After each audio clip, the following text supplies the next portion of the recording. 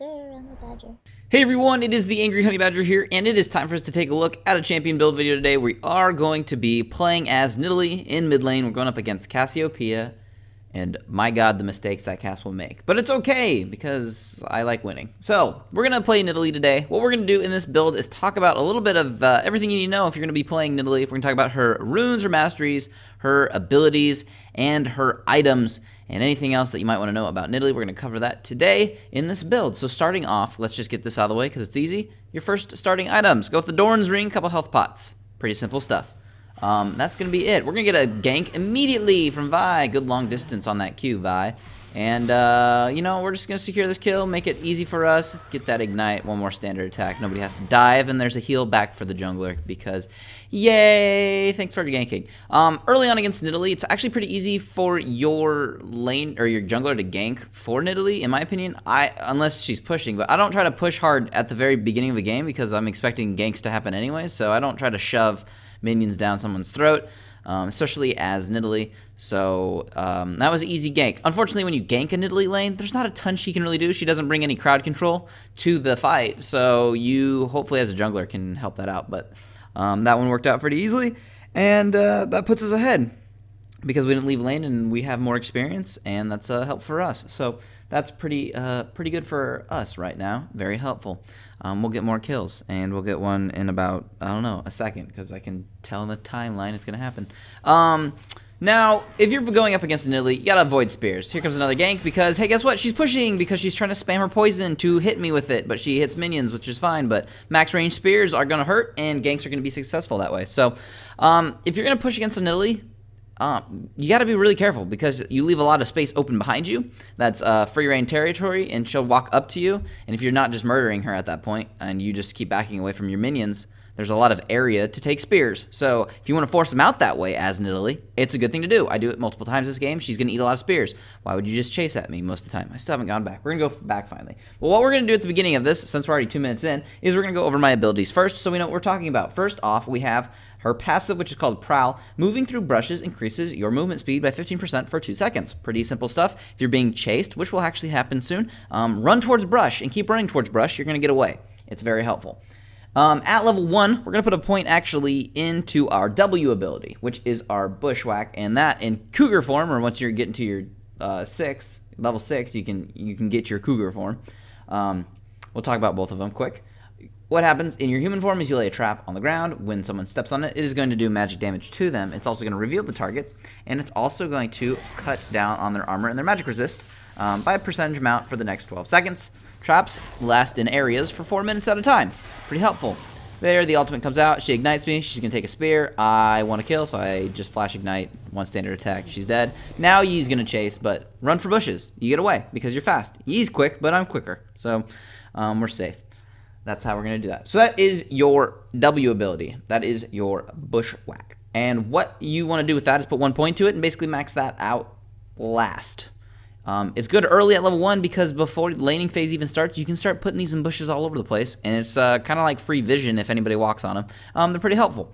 That's what I like to do with them. At level 2, you put a point into your Q ability, which is, of course, your Javelin Toss, and it's also your Takedown in Cougar form. Now, Javelin Toss, obviously in human form, is your Massive Spears, which we're going to use in a second to kill Master Yi again, because he's running away. Q. Phase. Dead. So that is pretty much your primary damage when you are using her as poke comp style, Nidalee, as I like to call it. It's a lot of damage. It works really well. The longer the spear travels, the more damage it does. Now, in Cougar form, that is basically just going to be a lot of damage just when you hit them with a Q. Now, what the hell are you doing, Blitzcrank? You wanted to come check on that, but now you're just going to die. Max range spear. Kill. Hooray, Nidalee.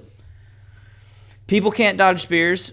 She's really easy to win with because, yeah, that's the difference between, like, being good against Nidalee and being bad against Nidalee. You need to dodge her spears, pretty much. If you do, she pretty much doesn't do much, and that might actually make her feel like she's forced to use Cougar form, which is fine in 1v1s and such, but she can't really do that in a team fight.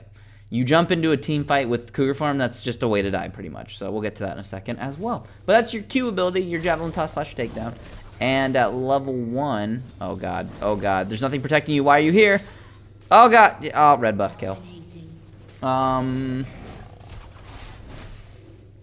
if there isn't a minion between you and Nidalee, just be prepared to dodge or run away. You have to do that, or else you're going to die. These are tips against Nidalee. We got a little bit of both happening.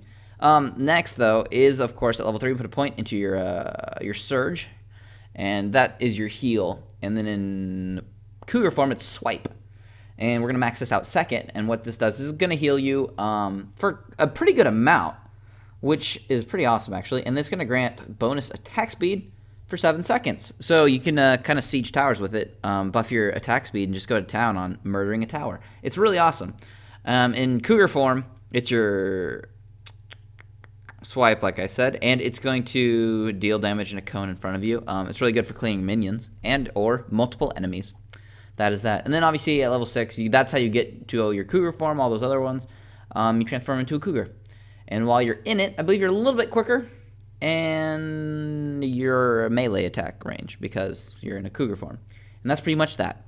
You can switch back and forth every 4 seconds, I think, roughly. And those are your abilities. Basically, you want to hit people with your Q. If people step on your traps and then you hit them with a Q, that just sucks for them because that shreds through their armor and magic resist. And yeah. Other champions that go well with Nidalee, let's just go over that real quick. Caitlyn, traps and traps from 2 champions with long-range pokes. You can siege down towers for days. It's amazing. Do it. It's fun. So let's go ahead and talk a little bit about the build. Now, the first trip back, we went and we picked up a Chalice of Harmony, and we picked up a Codex. And we built the Athene's Unholy Grail as our first item because that'll help us with non-stop mana, which provides us with non-stop spears, which we currently are just throwing at them from behind this wall. It's kind of awesome. It's also good magic resist against magic damage champions. Hey, look, run away. Oh no, person form, spear, hooray, kill. So yeah, that is very nice about that item. We also did pick up our magic penetration boots because we want those spears to hurt them. The penetration is nice. We also have a blasting wand, so we are starting to build towards our next primary damage item, which is actually going to be the Deathcap.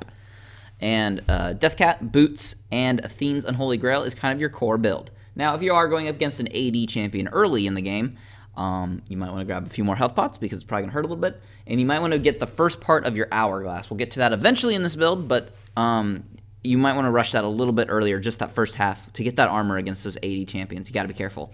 And that's one thing you might want to consider. Now, I know some people are going to ask, so I'll go ahead and address it, but Tear of the Goddess. You don't want to really buy a Chalice and a Tear. You don't need both. They're not both helpful. Because you're just wasting money then on things. Like, you don't need both. You need to start getting some damage. So, one or the other. Now, I'd only get the Tear, though, if I was going up against an AD champion. Because then you can get Staff later on. Which is cool and helpful. But you also, like, it just changes the build up early on. So, basically, if you're going up against your normal AP mids, just get the Unholy Grail. And it's very helpful. So do that.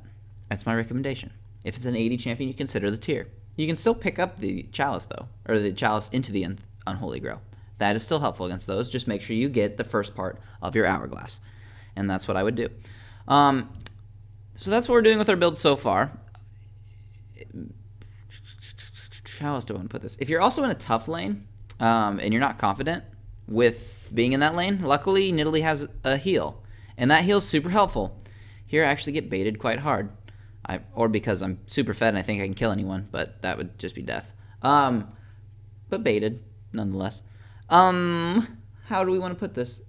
Get the flask if you're in an unconfident lane, because then you have more mana for your heals, and you also just get healed naturally too when you use those charges, so you can pick that up early if you're just not confident in your lane, or if you are just, I don't want to say super behind, but it just helps you survive, and it allows you to stick around and pick up more minion kills, and it allows you to pick up that experience so you're not bullied out of lane quite as hard. That is what we'll say about that. Now, let's talk about Masteries. Now, for the Masteries page that I typically take, there's pretty much only one way to do it. What we do is we go with the 2109 page. Now, 21 in the offense, that's pretty standard on those APs. We're going to make sure we amplify our damage with everything we can there. And after that, we need 9 points in the utility tree, and we want the buff longer duration is what we eventually want to get down to in that tree. And we want that for one main reason. we always want to have a blue buff on Nidalee. Well, hopefully your jungler is smart enough to know that Nidalee should always have a blue buff too. Because of the cooldown reduction being super helpful, she already has a little bit of cooldown reduction through the Athene's Unholy Grail, but if you have more cooldown reduction, you can just get the spears out that much more, which is awesome for just bringing down towers, helping poke through the front line.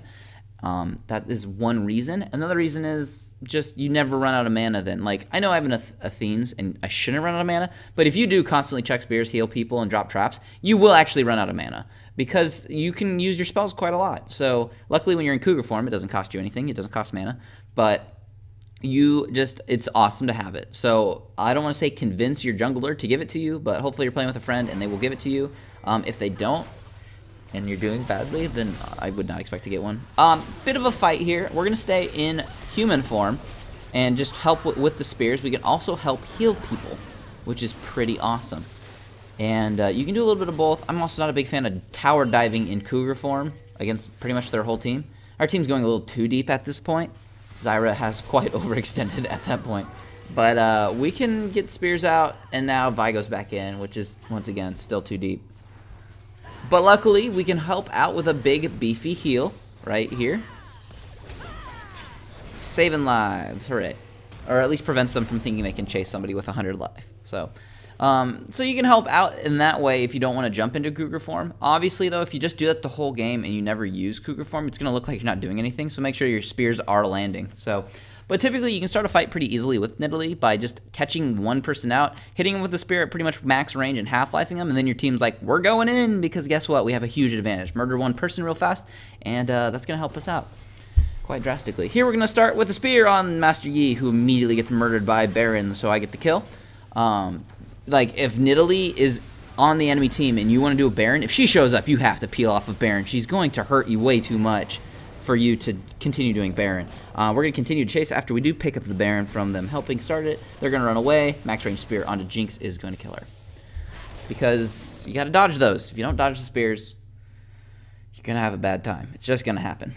So, finished off the Deathcap.